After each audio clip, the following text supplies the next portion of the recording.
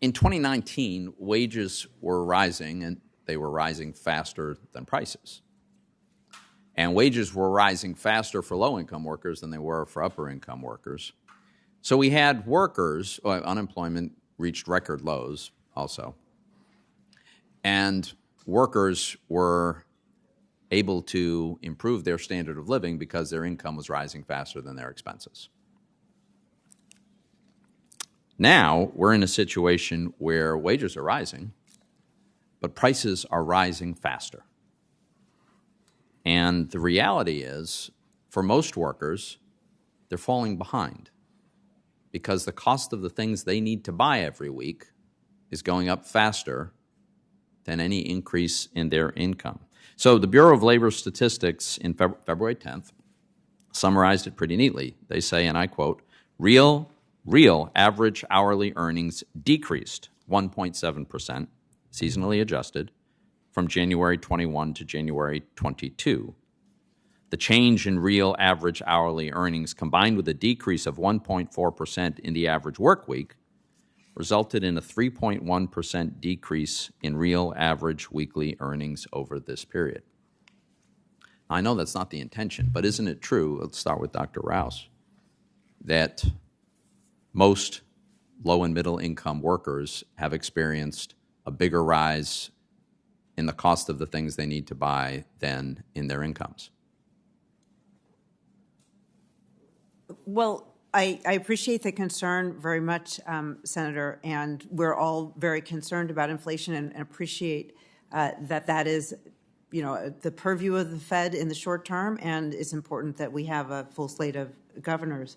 I just would like to point out the chart on the far right. Okay, I'm sorry, but look, we all know that the number of governors is adequate to do whatever they need to do about inflation. So let's not go there. Okay, so let's look at this chart on the far. But can you confirm the simple fact that for most workers, wages are not rising as fast as prices? So some recent estimates by economists Emmanuel Saez and Zuckman suggest that actually, if we look at the bottom 50% of workers, that their market income before taxes and benefits is greater now than it was in Q4 2019. And you can look, if you look after taxes and benefits, that they're actually ahead. So is your position? So we saw the number of 7.5% as the most recent annual rate of inflation. We also know that low and middle income people have a worse experience than that because they pay a disproportionate amount of their income for things that are rising more rapidly than 7.5, like gasoline, like groceries. Are you telling me that you think that the average worker in America is more than keeping up with inflation? So what we know is that inflation is not, we do not want to see this level of inflation going forward. And that's why the president is focused on doing what he can. We would like, the Federal Reserve is likely to adjust how its posture has been towards inflation.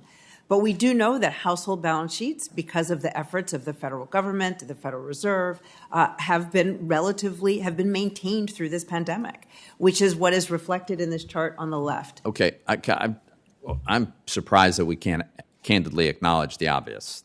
Wages are not growing as fast as prices for the large majority of workers, and these workers are falling behind. Yes, if you have a lot of accumulated assets, they've appreciated in value, and you're probably doing fine. But the Americans I'm concerned about in this case are those who don't have a huge accumulated asset. Let me ask a question of Dr. Bushi. Contrary to what I occasionally hear, it is an objective fact that the 2017 tax reform made the American income tax code more progressive.